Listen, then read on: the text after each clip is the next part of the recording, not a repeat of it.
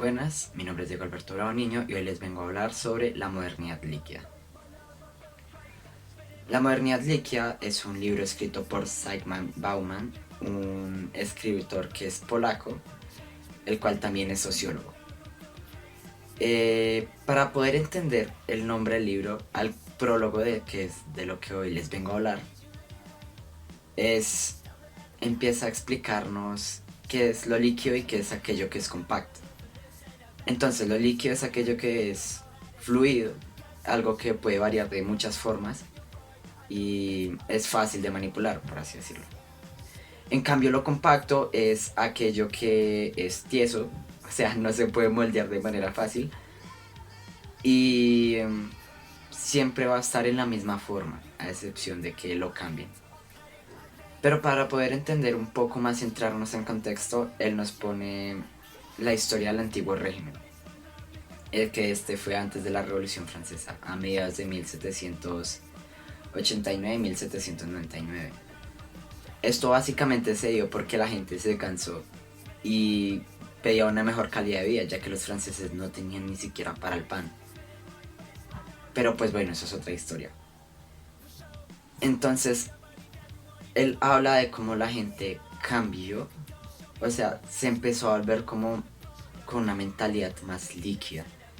Porque él entiende lo compacto como algo que es difícil de mover, algo así como lo que piensan nuestros abuelos, algo que es de más atrás, pero que aún así nosotros tenemos. O sea, algo que nos enseñaron. En cambio, algo líquido es aquello que nosotros creemos, o bueno, es aquello nos da a entender que es algo que cambia, es decir, un nuevo movimiento o algo por el estilo. Entonces este es el primer momento que él nos da para poder entender un poco mejor esto de líquido y compacto.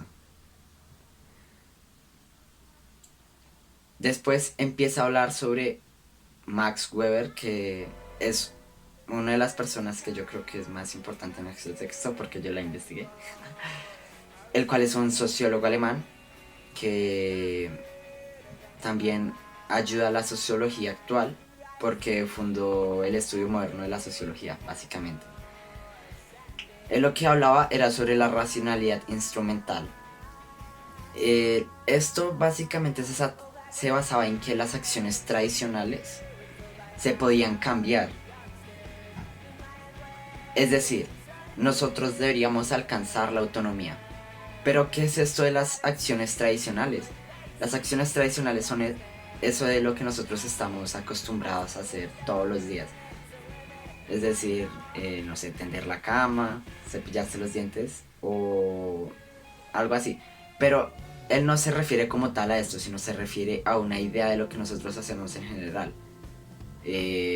Como pagar impuestos, comprar las cosas más nuevas, estar siempre a la moda. Algo que la gente haría normalmente. Y lo que él intenta es cambiar estos estilos tradicionales para que la gente sea un poco más líquida, o sea, un poco más desapegados a lo tradicional. Él mismo lo definiría como, o sea, las acciones tradicionales se las definiría como una oscura reacción a los estímulos habituales, que es que siempre se hacen las cosas como se hacen normalmente. Bueno, también nos habla de una gran persona, el cual es Klaus Hofe, que también trabajó con Max Weber y casualmente también con Max Karl, ya que la sociología también va bastante ligado con el socialismo.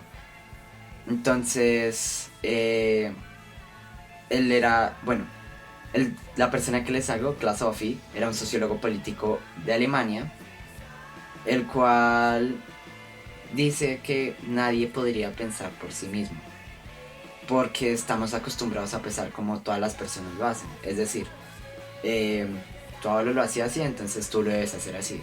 o si tu abuelo hacía esto, tú tienes que hacer esto otro. Es como actualmente intentar hervir la leche 7 veces, ya nadie hace eso. Eso hubiera sido en el pasado un tipo de costumbrismo. Pero bueno, se volvió un poco más líquido y ya no se hace eso, por tradición.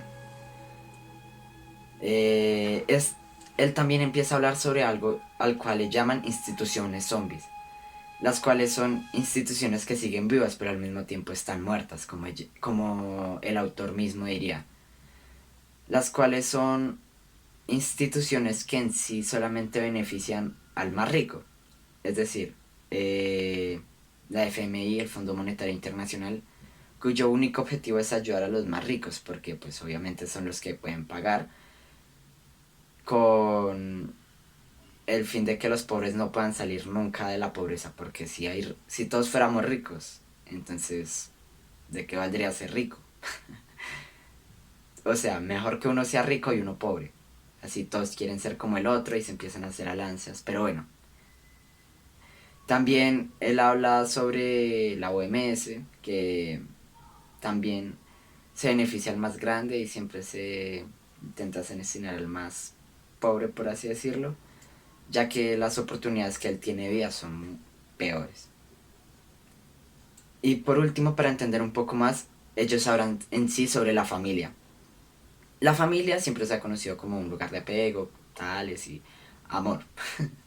O sea, padre, hijo y madre o perro. Ha cambiado demasiado. Por ejemplo, antes la gente no pensaba en tener un perro como hijo, como actualmente está pasando en muchos países. Que la tasa de perros que hay en casa son mayores a las que hay en niños, como pasa en ciertos países asiáticos. O también como ha pasado actualmente que los niños no pueden tener el control de sí mismos porque la gente piensa que deberían hacerles cirugías químicas para poder elegir el tipo de sexo que debería tener el bebé. Pero bueno, si no se entendió muy bien lo líquido y lo sólido, ya nos hace una reflexión un poco más grande. Es decir, lo líquido cambia. Son movimientos muy radicales, los cuales nosotros podemos ver y que están muy fuera de lo normal. Pero por otro lado está el tradicionalismo, o costumbrismo, que como lo dije es las costumbres que uno tiene y en general que uno siempre va a utilizar.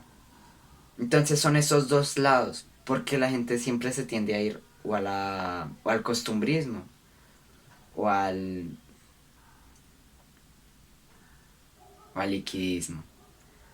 Entonces este es como un dato bastante interesante porque si se llegara a la mitad, bueno, esto sí es mi opinión, no se podría hacer nada porque si se llegaran a acabar todos los problemas del mundo, como muchos dirían, no sé, surgirían más problemas, en mi opinión. Pues la gente en realidad siempre está cambiando. Por ejemplo, las modas. Las modas desde un pasado era tenerlo más grande, después era tenerlo más chico. Y actualmente está pasando lo mismo, no más con las películas. Las películas siempre se cambian y siguen estando de moda. Y sí, lo único que hacen es cambiar unos diálogos, algo por el estilo. Pero en general la gente nunca se va al centro. Siempre se va o a cambiar todo o a quedarse en lo mismo. Entonces, ese es el problema que yo creo que el autor ve. Ese es el problema que yo creo que Bauman ve en la modernidad.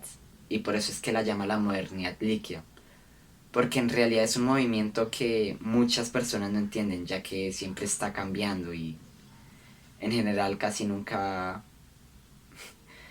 si no es por noticias, nadie entendería.